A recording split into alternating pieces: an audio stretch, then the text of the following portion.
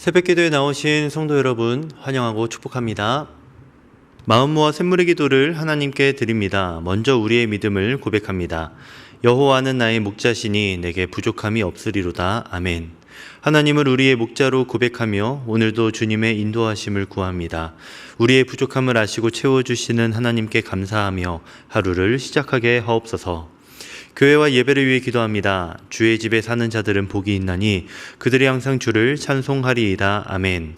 예배를 시작하는 하루를 주신 주님께 감사드립니다. 생명의 말씀이 모든 예배를 통해 우리 마음에 심어지게 하시고 말씀을 통해 생명의 능력을 체험하게 하옵소서. 성령님께서 우리의 마음을 새롭게 하시고 진정한 예배자로 변화시켜 주옵소서. 목장과 가정을 위해 기도합니다. 새 계명을 너희에게 주노니 서로 사랑하라. 내가 너희를 사랑한 것 같이 너희도 서로 사랑하라. 아멘. 사랑의 하나님, 목장 안에서 서로 사랑함으로 예수 행복을 경험하게 하시고 한 영혼을 세우는 공동체가 되게 하옵소서. 어려움 가운데서도 서로를 격려하며 주님 안에서 하나 되는 공동체가 되게 하옵소서. 다음 세대와 청년들을 위해 기도합니다. 여호와의 친밀하심이 그를 경외하는 자들에게 있으며 그의 언약을 그들에게 보이시리로다. 아멘. 샘물의 다음 세대가 하나님을 경외하는 마음으로 자라나게 하시고 청년들이 이 시대의 소금과 빛이 되어 하나님의 선하신 계획을 이루어가게 하옵소서. 하나님의 부르심을 깨닫고 각자의 자리에서 주님의 제자로 쓰임받게 하옵소서.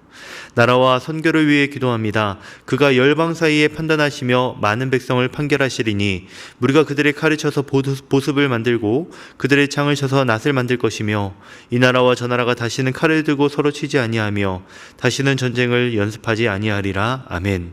평화의 하나님, 이 땅에 고통당하는 모든 이들을 보살펴 주시고 주의 공의와 사랑이 흐르게 하옵소서. 선교사들을 보호하셔서 복음이 온 세상 땅끝까지 전파되어 하나님의 영광이 드러나게 하옵소서.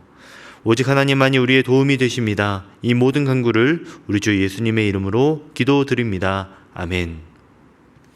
함께 하나님의 말씀 야고보서 3장 1절에서 12절의 말씀입니다. 내 형제들아, 너희는 선생된 우리가 더 큰 심판을 받을 줄 알고 선생이 많이 되지 말라. 우리가 다 실수가 많으니 만일 말에 실수가 없는 자라면 곧 온전한 사람이라 능히 온 몸도 굴레 씌우리라. 우리가 말들의 입에 재갈 물리는 것은 우리에게 순종하게 하려고 그 온 몸을 제어하는 것이라.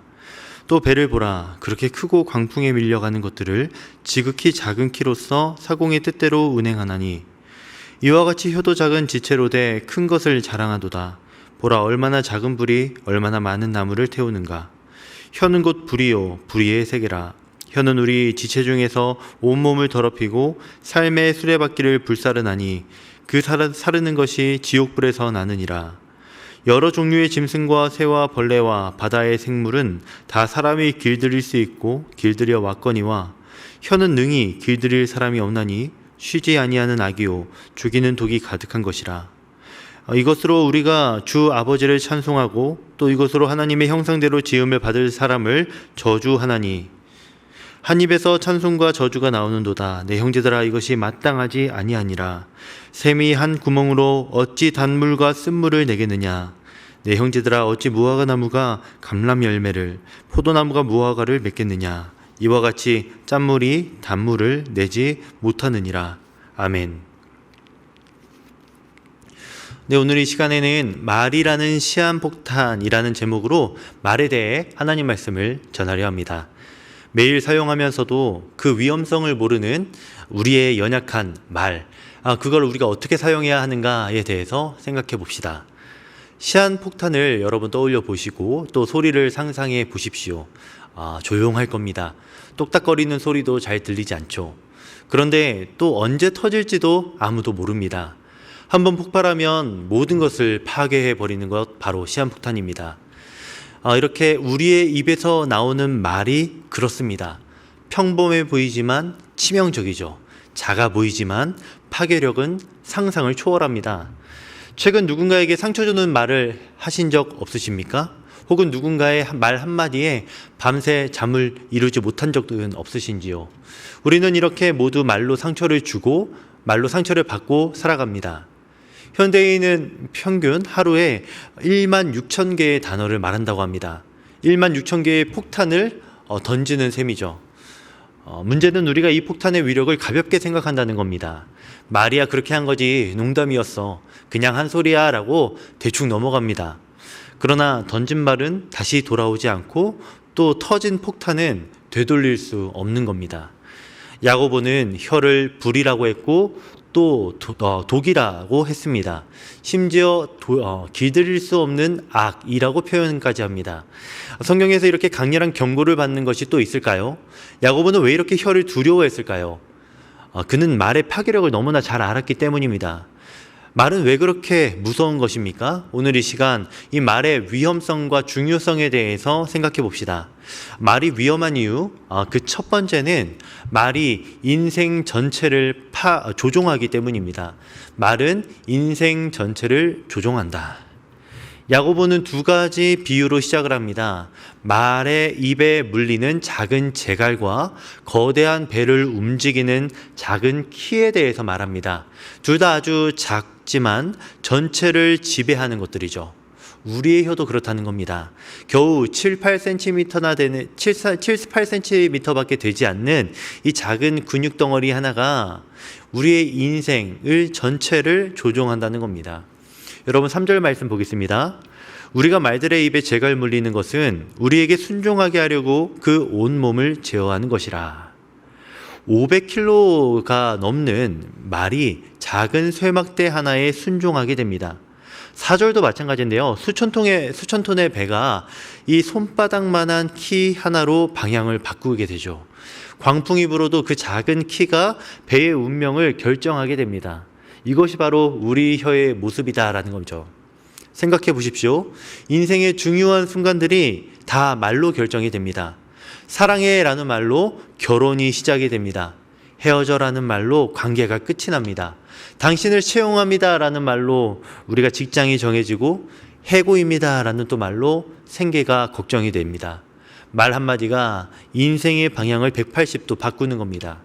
이에 대하여서 2절이 말하죠. 우리가 다 실수가 많으니 만일 말에 실수가 없는 자라면 곧 온전한 사람이라 능히 온 몸도 근래 씌우리라. 네, 여러분, 말을 다스리는 것이 인생을 다스리는 겁니다. 성도 여러분, 오늘 여러분이 하는 말이 여러분의 하루를 결정합니다. 이 아침 여러분이 가족에게 사랑해라고 말한다면 따뜻한 하루가 시작이 되는 거고, 짜증나라고 말하면 그 반대가 이어지게 됩니다. 목장이나 공동체 안에서 함께 해결해 봅시다 라고 말하면 협력심이 생기게 되고, 당신 탓입니다 라고 말하면 그 순간 분열이 생깁니다. 작은 혀가 큰 인생을 조종하는 겁니다. 그럼 여러분은 오늘 어디로 가고 있습니까? 여러분, 혀부터 그 방향으로 돌리시길 바랍니다. 말은 무섭습니다, 여러분. 작은 재갈이 커다란 말을 움직이듯 작은 키가 배를 조종하듯 우리의 작은 혀가 나의 모습 전체와 더 나아가 내 인생 전체를 좌우하게 되는 겁니다. 이것이 말이 무서운 첫 번째 이유입니다. 말이 시한폭탄인 이유, 그 두 번째는 말이 모든 것을 불태우기 때문입니다. 말은 모든 것을 불태운다. 5절에서 야고보는 충격적인 비유를 듭니다.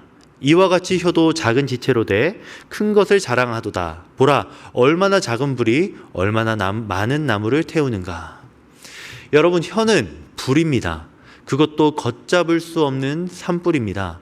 한 번 만지면, 한 번 번지게 되면 멈출 수 없습니다. 이 6절의 표현은 더 무섭습니다. 혀는 곧 불이요 불의의 세계라. 그냥 불이 아니라 불의의 세계 그 자체라고 말합니다. 더 놀라운 건 그 사르는 것이 지옥불에서 나느니라 라고 말하는데요. 네, 혀에서 나오는 이 불의 근원이 지옥이라는 겁니다. 이어 나오는 7절과 8절은 더욱 절망적인데, 여러 종류의 짐승과 새와 벌레와 바다의 생물은 다 길들일 수 있지만 혀는 능히 길들일 사람이 없다라고 말하네요. 사자도 길들이고 독수리도 길들이는데 이 작은 혀 하나는 누구도 길들이지 못한다는 겁니다. 실제로 그렇습니다.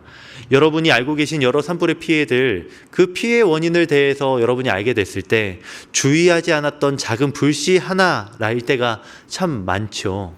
우리의 말도 마찬가지입니다. 직장에서 누군가가 저 사람 무능해 라고 수군거립니다. 옆 사람이 듣게 되고 그것을 또 전합니다. 그렇게 소문이 퍼지게 되고 한 사람의 평판이 완전히 무너지게 됩니다. 회복하는데 몇 년이 걸려도 모자랄 수 있습니다. SNS는 또 어떤가요? 악플 하나가 연예인을 죽음으로 몰아가는 걸 우리가 보게 되었지 않습니까? 작은 말의 불신은 사람의 인생과 더 나아가 심지어 그 공동체를 파괴합니다. 성경에서도 미리암이 모세를 비방했을 때 그녀는 나병에 걸리게 되죠. 고라가 모세를 비난했을 때는 땅이 갈라져 그들을 삼키게 됩니다. 말의 불이 그들을 태운 겁니다. 여러분의 말 한마디가 가정을 태울 수 있습니다. 결혼 생활을 잿더미로도 만들 수 있죠. 또 누가 그러는데 라고 하는 이런 뒷담화로 공동체는 분열이 되기도 합니다. 너는 안 되라는 그 말이 한 아이의 꿈을 짓밟을 수도 있죠. 여러분, 불은 태우고 나면 재만 남습니다. 말도 마찬가지입니다. 한 번 뱉으면 주워 담을 수 없는 것, 그것이 바로 우리의 말입니다. 혀는 쉬지 아니하는 악이요 죽이는 독이 가득하다라고 8절은 말했습니다. 24시간 쉬지 않고 독을 뿜을 준비가 되어 있는 독사, 이것이 말이 무서운 이유입니다. 작은 불씨처럼 모든 것을 태워버리는 것, 바로 말이라는 것을 여러분 꼭 기억하시길 바랍니다. 말이 시한폭탄인 이유를 생각해 보고 있습니다. 마지막으로 이 말이라는 건요, 하나님의 형상을 모독합니다. 말은 하나님의 형상을 모독한다. 그래서 말은 시한폭탄인 겁니다. 9절은 우리의 이중성에 대해서 폭로를 하고 있습니다. 이것으로 우리가 주 하나님을 찬송하고 또 이것으로 하나님의 형상대로 지음을 받은 사람을 저주하나니, 같은 혀로 하나님을 높일 수도 있고 같은 혀로 하나님의 형상을 파괴하기도 합니다. 이것이 말이 정말 무서운 모순인 것입니다. 야고보는요, 세 가지 비유로 이 모순을 설명을 합니다. 11절에서는 샘이 한 구멍에서 어찌 단물과 쓴물이 함께 나오는 수 있겠느냐라고, 그것은 도저히 불가능한 일이라고 말하고 있고요. 12절에서는 무화과 나무가 감람 열매를 맺겠느냐라고 말하면서 있을 수 없는 일이다라고 말합니다. 짠물이 단물을 내겠느냐, 자연의 법칙으로는 또 마찬가지로 불가능한 일입니다. 여러분, 그런데 이러한 법칙들이 인간의 입에서도 동일하게 작용이 된다는 거죠. 이에 대해서 10절의 말씀은 탄식합니다. 한 입에서 찬송과 저주가 나오는도다. 내 형제들아, 이것이 마땅하지 아니하리라. 어느 화가가 평생을 바쳐서 그림 한 점을 그려냈습니다. 그런데 그 그림을 보고 누군가 비난의 말을 쏟아낸다면, 여러분, 그것은 그의 그림만을 욕하는 것이 아니죠. 그것은 그의 화가의 영혼을 욕하는 겁니다. 우리도 마찬가지입니다. 하나님께서 자기 형상대로 정성껏 빚으신 한 사람을 우리가 말로 찍어 누를 때에 하나님의 마음도 함께 찢어지실 겁니다. 오늘 여러분이 만날 모든 사람을 다시 돌이켜 생각해 보십시오. 짜증나는 상사도, 미운 나의 동료도, 힘든 고객도, 나의 가족들도 모두 다 하나님의 형상입니다. 하나님께서 내 모습을 닮은 작품이라고 도장을 콱 찍어주신 사람들이죠. 그들을 욕하는 건 하나님을 욕하는 것과 마찬가지입니다. 주일날에 찬양과 기도를 담은 그 입으로 월요일이 되어서 다른 사람을 저주한다면, 여러분, 우리가 주일날 불렀던 그 찬양과 기도는 무슨 의미가 있었겠습니까? 오늘 본문이 우리에게 지금 이렇게 묻고 있습니다.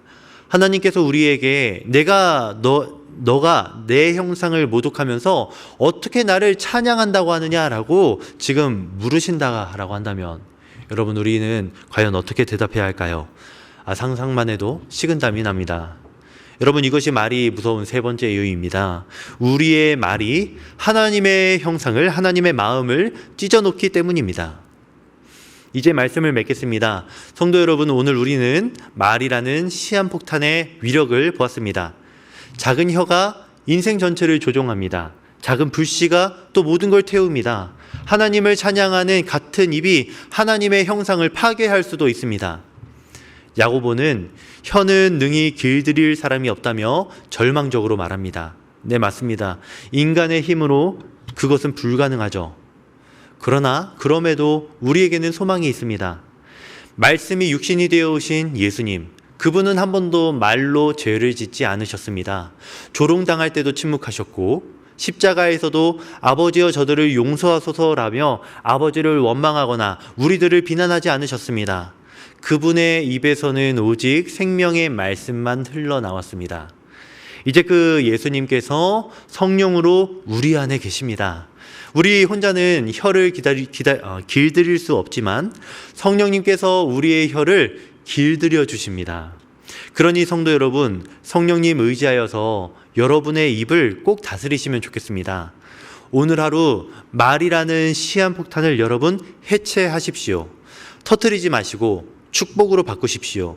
상처 주는 말 대신 치유의 말을, 축복하는 말을 여러분을 향한 예수님의 사랑의 말씀 안에서 성령님의 능력으로 여러분도 이루어내십시오.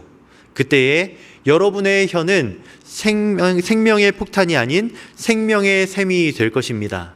오늘 하루 여러분의 말을 통해 사랑이 흘러 넘치는 그런 샘물과 같은 샘물 성도님들 되시기를 주님의 이름으로 축원합니다. 이 시간 함께 기도하겠습니다. 주님, 오늘 우리의 입술을 지켜주소서. 내 입술이 시한폭탄이 아닌 생명의 통로가 되게 하여 주옵소서. 네, 이렇게 함께 기도하신 후에 개인적인 기도 드리시기 바랍니다.